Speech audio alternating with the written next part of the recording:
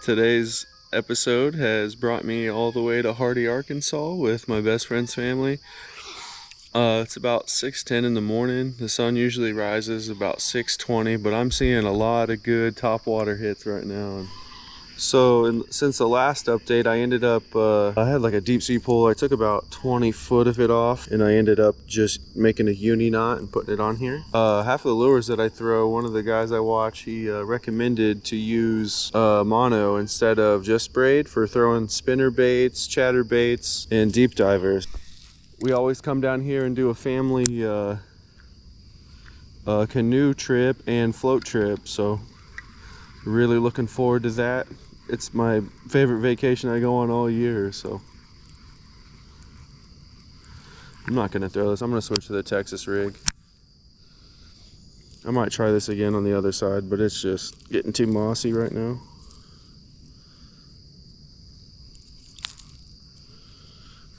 You got these little horn-billed geese out here clicking through the wood pile. Probably some good grub in there, who knows. But this is just a half a Cinco worm with a slip weight. Just roll it up onto the line a little bit.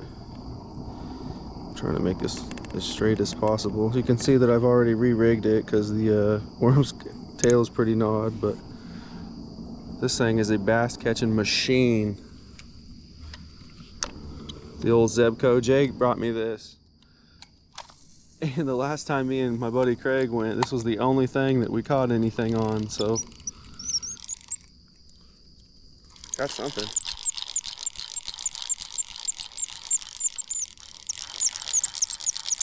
I don't know if that's a fish or just a, oh, it is. Look at that. First catch of the day. Man, it's crazy because this Zebco reel has proved itself time and time again, man.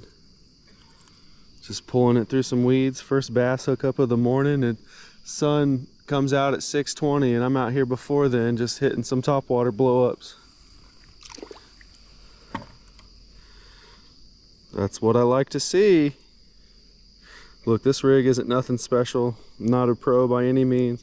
Just a green and white Cinco I pinched off with a bullet weight, and it allows it to hop freely, so it'll sit like this in the water and then it'll just hop up and down. But look, I mean, already first cast I got a hookup, so this Zebco is unmatched, man. You can throw this thing halfway across the pond. This was a $5 garage sale reel, and it's still got life left in it. First world problems. There's a little topwater blow up right there.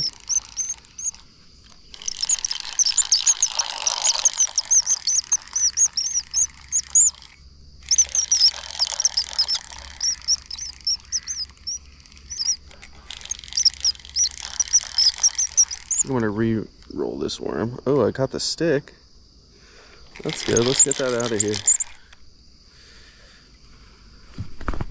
Oof. Don't fall in the water.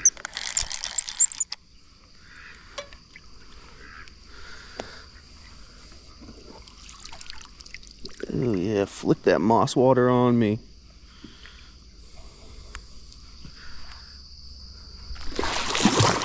Oh man, I just got my sock wet. Thanks, stick. Now I don't have an obstacle in front of me though, so guess it's all part of it. My worm's pretty ate up. I can get a new one, but I'm gonna keep going until this thing has no life left in it. This worm might be shot. I might have to try something else. I just put the green flake and I don't even know what color this is. Like a gelatin color.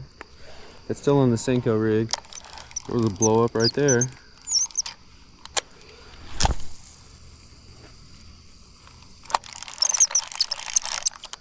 Let's prospect this. Need some of that good old real grease there. Actually, probably should take this up and lube it up, but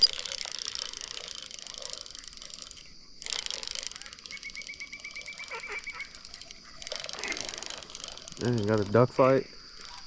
A little duck on goose action over here. So this little paddle tail is what my last purchase was before I came down here. So it sits in like a little blue and white jig head, and it screws on in this little tail, just flicker and kick in the water. This might make a big bass bite, who knows. I'm still seeing a ton of topwater blowups out here, so this look, if you can see it through the water, it just looks like a minnow swimming around. A fish in distress.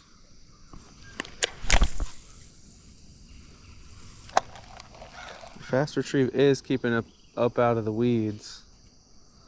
I don't know, we'll try, we'll figure out what it is.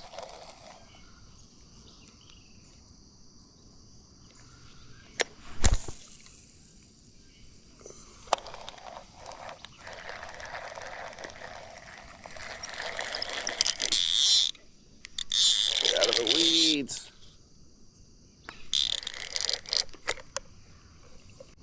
I'm seeing a buttload of topwater, so I switched to this buzz bait. Let's see, could be the ticket.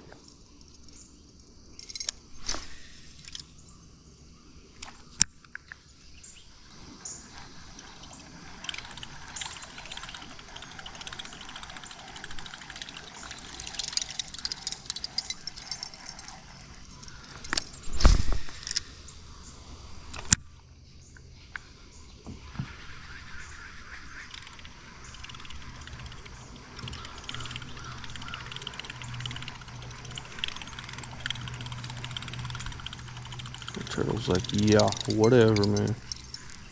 Alright, I put the old reliable Texas rig back on. I'm gonna throw this a couple more times, and if I don't get any bites, I'm calling it a morning. I don't even know what time it is, but usually you'll see a bunch of little fish swimming around here in the school. It's 7:30. Yeah, usually you'll see fish swimming around here, and I haven't seen a lick of nothing, so that tells me that they are somewhere else. And if that's the problem, I'll just hop in one of these kayaks at a later time and just fish wherever I need to be. But not right now. This was just, I woke up first thing in the morning, this is what I wanted to do, so here I am.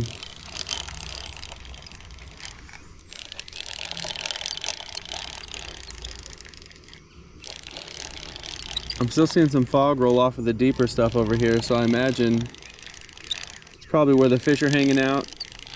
There's like a good 40-50 foot from me that I can just see kind of blow-ups everywhere. Nothing on the first recast. My first cast with this, I caught one, so it's the only thing I've caught anything on. He was kind of hanging out over on this side, so let me just lob this sucker as far as I can throw it.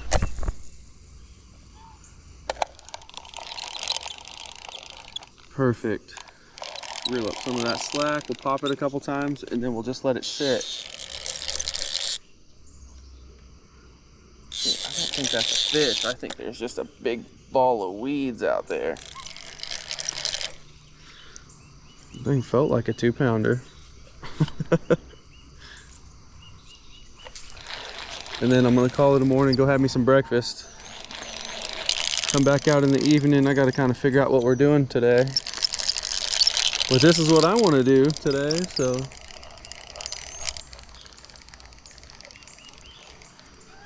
Yeah, usually you'll see all kinds of bluegill and stuff swimming around here. I threw a rooster tail for a little bit, and I didn't see a single thing chasing it. So they probably aren't over here, would be my guess. So there kind of is a fan technique to where you, if this would be noon, 1, 2, 3, 4, 5. And you can cast it a couple different times. You could throw far, you could throw close. You can do a fast retrieve, or you can just sit there and kind of just hop it the whole way. And I mean, that's kind of how you can canvas an area for a little while. And that's usually the fan technique that I'll try when I switch baits. And that's how it keeps me from staying on a bait that doesn't work for a long time. Okay, so there was my 1 o'clock position. Holy cow, that was high. There will be 2, right? 1, noon, 1, 2.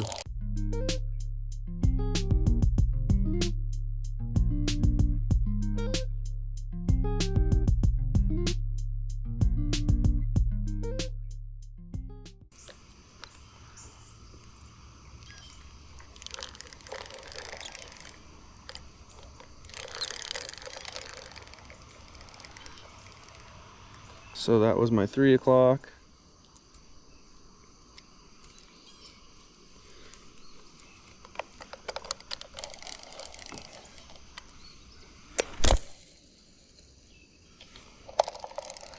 Move to 4. I've been seeing a lot of pop outs right there off of this point, come out literally right where I landed, so.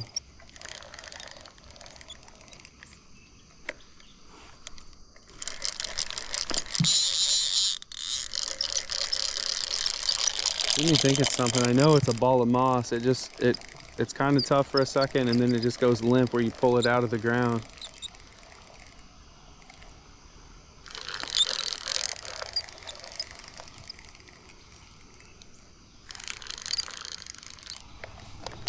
All right, it's gonna be my last cast.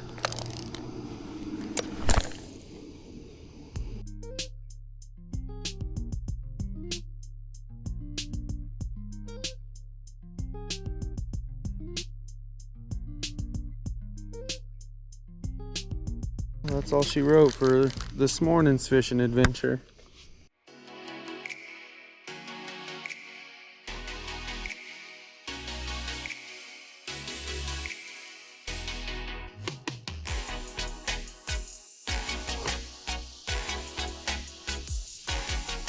Holy cow.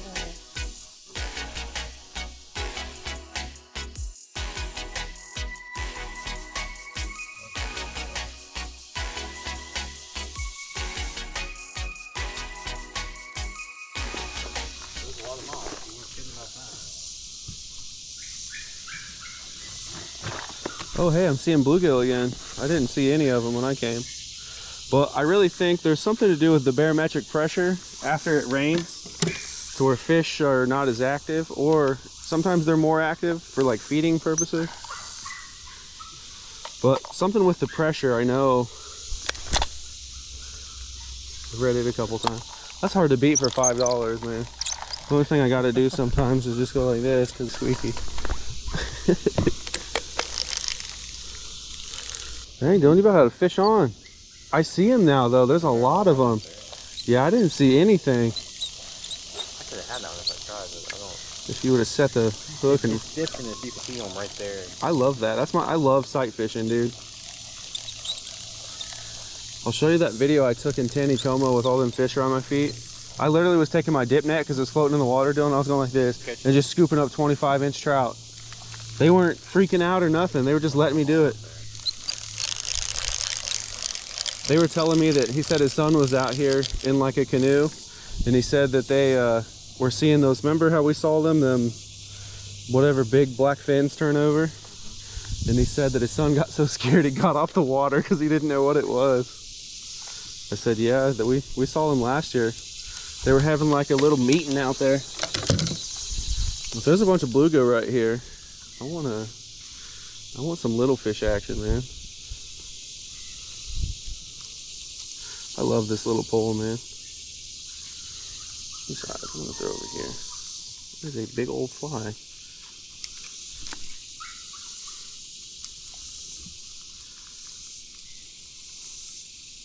I think the first time I was here, we were bass fishing on that side. I think I was using this white rooster tail and catching bass. And I had one follow.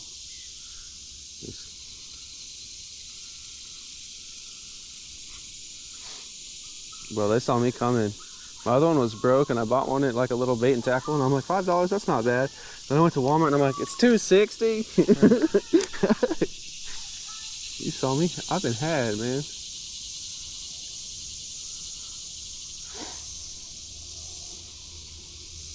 Oh, fish on. Ah! Almost fish on. Almost had a Dylan. It looks like they like your worm more than they like my spinner bait. It's probably because I stopped the motion. Dude, I'll catch this. I don't care. We went floating yesterday on the Spring River where we do our canoeing. That water was frigid. Oh, yeah. I'm like, why did we do this and not the other float we always do? And they were like, we're waiting for Dylan. I'm like, dang, bud, I don't almost want to get in the water. You didn't have to wait for me. Alright, we'll do it tomorrow.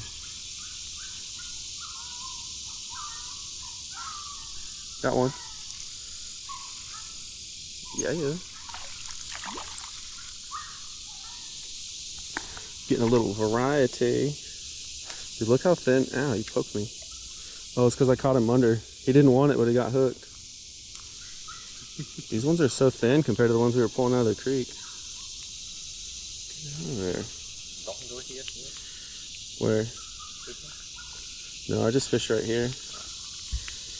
I went at I couldn't sleep, so I went at like 6 a.m. when I woke up. It was just me. Look at this. Oh, he's pooping. This one's like like half the size of my thumb. The one that we were pulling out of the creek with me and Papa Jay, every one was good size, man. Or you try to bite you what you think's like a little nymph and get pulled through the water by your face. Dude, I've been having such a good time creek fishing with Craig around Lee Summit. I got all kinds of spots for us if you want to go next time you come up. Okay. One of these places, they chum the water for catfish, and I want some of that action. I've never been catfishing. Every time I throw it on this side, they stop coming on this side. He got it. Got him. Oh, almost had him. If you want to do like a smaller worm rig, I have some size 10 little smaller hooks. Or if you got something else you want to try.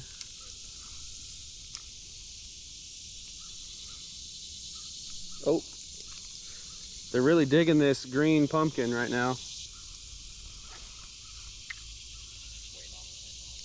Got one. Damn, bro, he's cruising. There we go. That's a slab, dude. You could turn this dude into a taco. Can't even grab my line because I was messing with this freaking wax worm. Ooh, look, he's peeing. That's a pretty nice size one.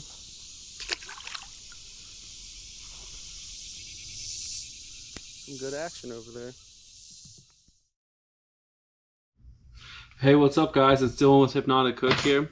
I just want to take a second to give you guys some love and praise. The last video I uploaded quickly became my #2 most watched video on YouTube, so that makes me extremely excited. I like that I'm getting results on my videos. I love making these videos. Just was going to give a little recap. I didn't get to finish that. I didn't get to fish that as much as I wanted to. Pretty much it rained the night we got down there. It stormed really bad. We had like one nice day and we went on an 8-mile canoe trip. And then it rained again, rained some more, and rained some more.